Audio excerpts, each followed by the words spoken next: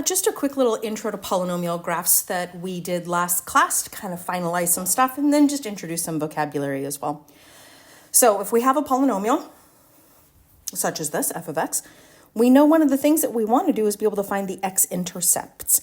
So to find the x-intercepts, we're going to plug in 0 for f of x. And then I am going to go ahead and show my work on this because I want to introduce the idea of what a root is or what a 0 is. Okay, so we find where the multiplication is happening. It's like right between those two, right between those two as well. So we set each of those things, and we don't need the exponent for this part, equal to 0. So I know I've got x equals 0, x equals -4, and x equals +5. Now we did talk about with x-intercepts. I'm going to come back to these guys as well. So I'm going to leave a little bit of space. For x-intercepts, we're going to write them as points. So 0, 0, -4, 0, and 5, 0. Now, if we go back to this stage here, where we have x equals, those things are called roots or zeros. So roots or zeros. They're always written as x equals. But at this point, we're going to introduce the whole idea of, well, was there an exponent on it? So if I were to graph it, does it just go through at this point? Does it bounce on the x-axis at this point? Or does it twist? So if I have x equals 0 as my first one, I'm going to grab my green pen here. There's where my x was, and it has an exponent of 1 on it. So we know it's just going to go through. So we don't have any unusual behavior on the x-axis for this one. Okay, now I'm going to grab my orange pen. I'm going to go grab my x plus 4, and that had the exponent of 2 on it, which means this x equals -4. On the x-axis is going to look like it's bouncing. So we're going to say we have x equals -4. When you have higher powers on your factors, then when we list out the roots, we say with multiplicity.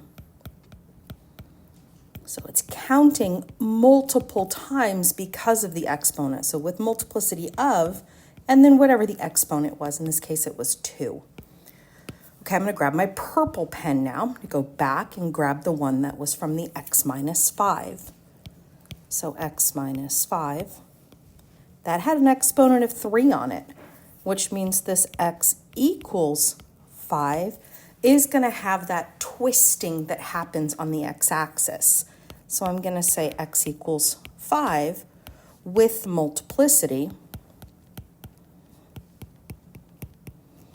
of, and whatever the exponent was, which is 3.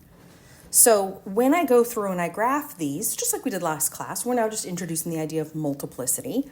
When I go ahead and graph these, and I know what kind of behavior is going to happen on top of the x-axis at that point.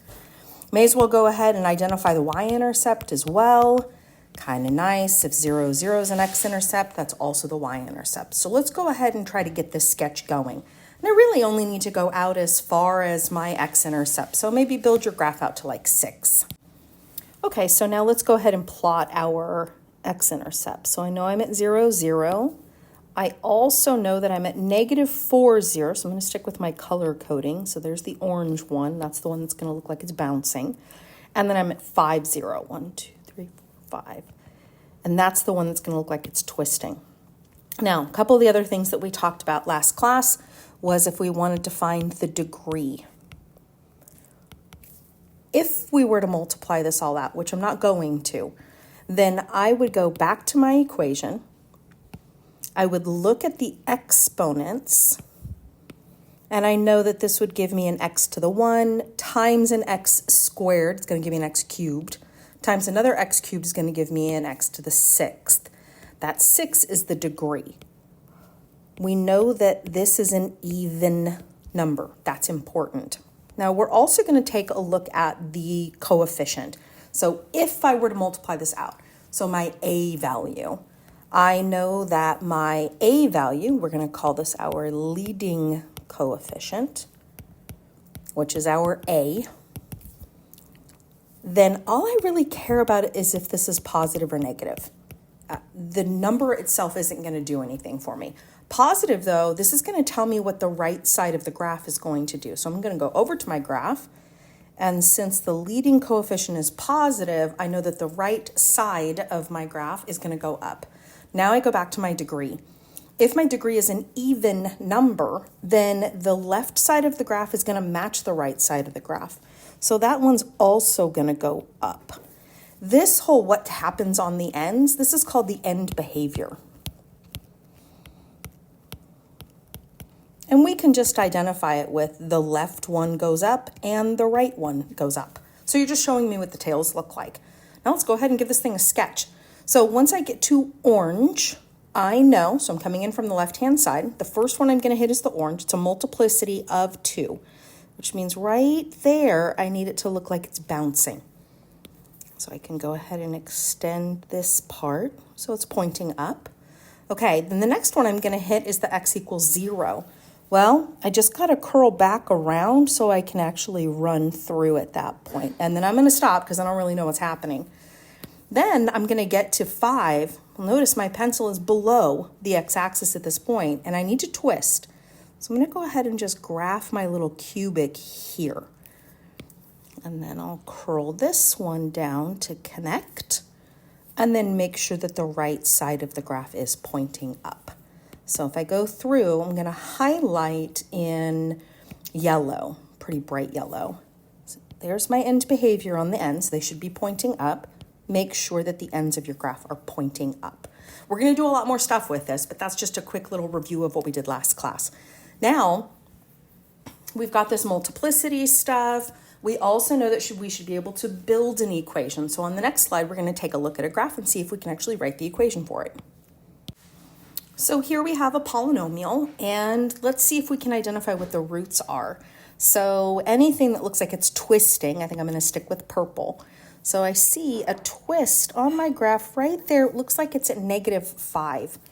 So when I'm talking about my roots or my zeros,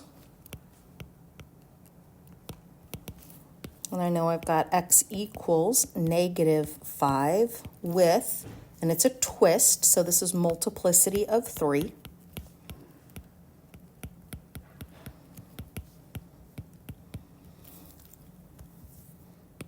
And then anything that looks like it's bouncing, okay, there's one right there. I'm going to color code in orange since that's what I had before. That's at x equals -1. You do need to make sure that these are written as x equals. All roots and zeros are written as x equals. So this is with multiplicity of 2. And then it looks like we have another bounce over here. So right there at 3. So I have x equals 3 with multiplicity of 2. A quick check on the x-axis and look, do I have any other x-intercepts? And I don't think I do. So let's see if we can build this thing. So if I start creating my equation, if I have x equals -5 with multiplicity, I need to take that x equals -5 and I need to rewrite it so that it's actually equal to 0. So I'm just going to plus the 5 over here. So this is going to give me x plus 5. I'm just trying to build the factor. If it's got a multiplicity of 3, then I'm going to have an x plus 5 cubed in my equation. Okay, let's take a look at our x equals -1. I want it equal to 0, so I'm going to plus 1 to the other side. And this has a multiplicity of 2. And then I've got my x equals 3. I want equals 0, so I'm going to subtract the 3 to the other side. This is going to give me x minus 3 multiplicity of 2. We're almost there, building the equation. So I know this is a polynomial, f of x equals And I'll just copy these guys down. I'm going to leave a little bit of space for A. And for now, we just want n equation. So we're not looking for the exact equation, just looking for n equation. And we'll talk about how to find the exact one. Okay, here we go. All we're going to do at this point, and I'm going to color code this in blue, is I'm going to go back over to my graph and I'm going to look at the right-hand side and look at where the arrow is pointing. If it's pointing up, then I need my A value right in front to be greater than 0. I just need it to be positive. Well, may as well just choose an A value of 1. That's fine. In the future, we're going to find the exact A value. And then let's just do a quick check on this and make sure that the degree is right.